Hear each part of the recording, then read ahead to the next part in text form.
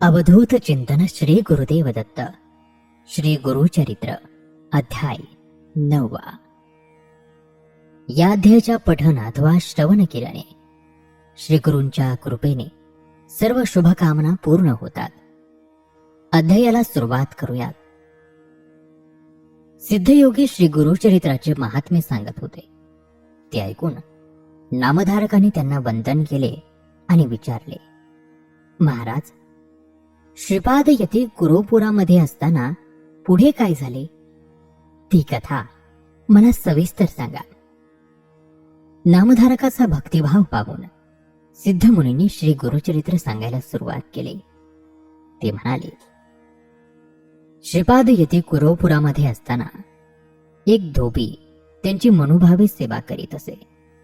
श्रीपाद येथे नित्य नियमाने गंगेवर येत स्नान करून संध्यावंदन करीत.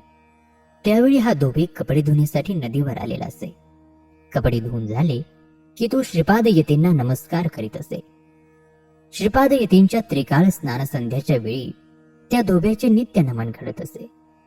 एक दिवस श्रीपाद श्री वल्लभ नित्याप्रमाणे स्नान संध्येसाठी नदीवर आले. तेव्हा त्यांनी विचारले, अरे राजका, तू एवढे कष्ट का घेतोस? मी तुझ्या भक्तीने संतुष्ट झालो आहे. आता तू सुखाने राज्य कर. श्रीपाद श्री वल्लभ असे म्हणाले तेव्हा ते धोब्याने आपल्या धोतराच्या पदराला शगुनगाठ मारली आणि तो म्हणाला, श्री गुरु हे साक्षात संकल्पाची मूर्ती आहेत. त्यानंतर त्याची मानसिक स्थिती पूर्णपणे बदलली. त्याने श्रीपाद येतींची अनन्य भावाने सेवा सुरू केली. तो नित्य नेमाने श्रीपादांच्या मठामध्ये येत असे. त्यांना लांबून वंदन करीत असे. मठातील सगळी कामे तो अगदी मनापासून श्रीगुरूंची सेवा म्हणून भक्तिभावाने करीत असे. त्याचा हा नित्यक्रम कित्येक दिवस चालला होता. एकदा वसंत ऋतू आणि वैशाख महिना आला. तेव्हा त्याने एक अभिनव दृश्य बघितले. एक म्लेच्छ राजा आपल्या स्त्रियांसमवेत नौकेमध्ये बसून जलविहार करत होता.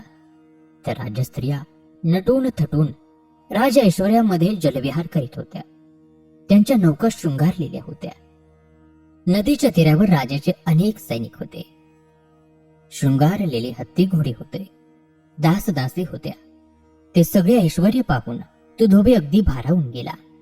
त्याच्या मनामध्ये आले, आपण जन्मामध्ये एकदाही असे ऐश्वर्य भोगले नाही. माझे जीणे अगदी पशु समान आहे. या राजाचे जीवन खरोखर धन्य आहे.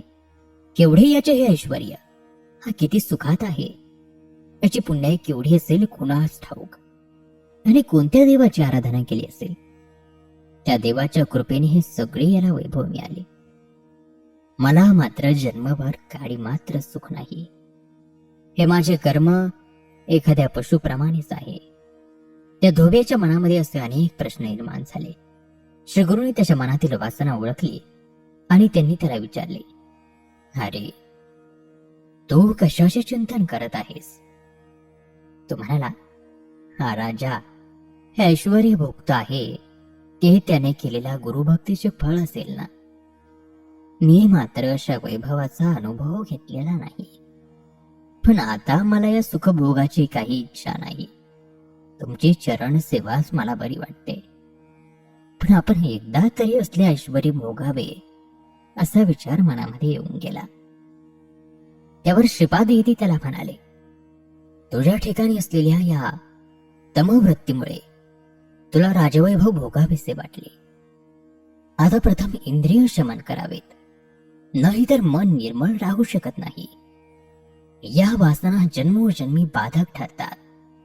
तेव्हा इंद्रियादी वासना शमविण्यासाठी तुमळेंच्या कुळामध्ये जन्म घे आणि राज्याचा उपभोग घे.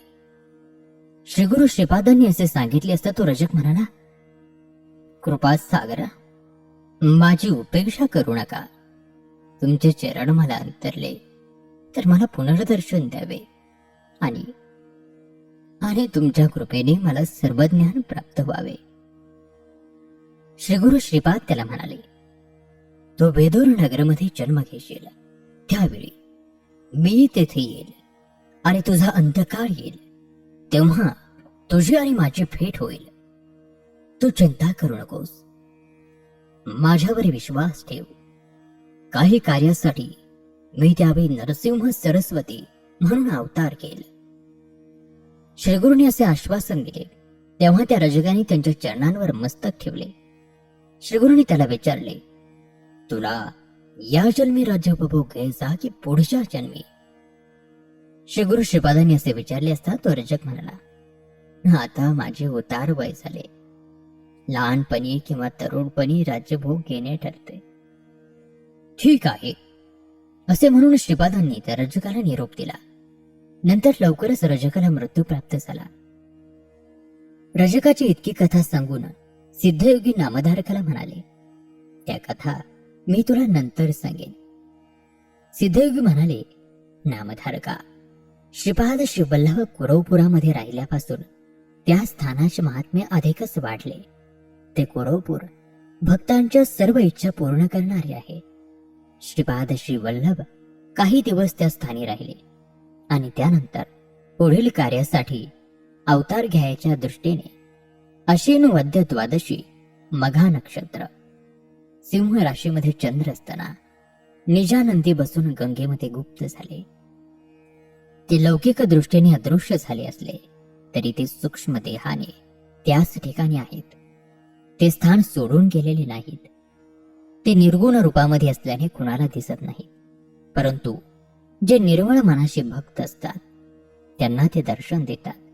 हे सत्य आहे.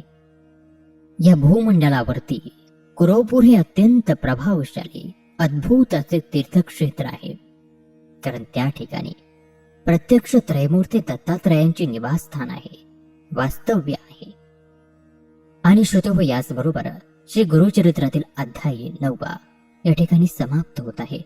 उर्वरित कथाभाग पुढील अध्यायामध्ये. तोपर्यंत नमस्कार, धन्यवाद. अवधूत चिंतन. श्री गुरुदेव दत्त.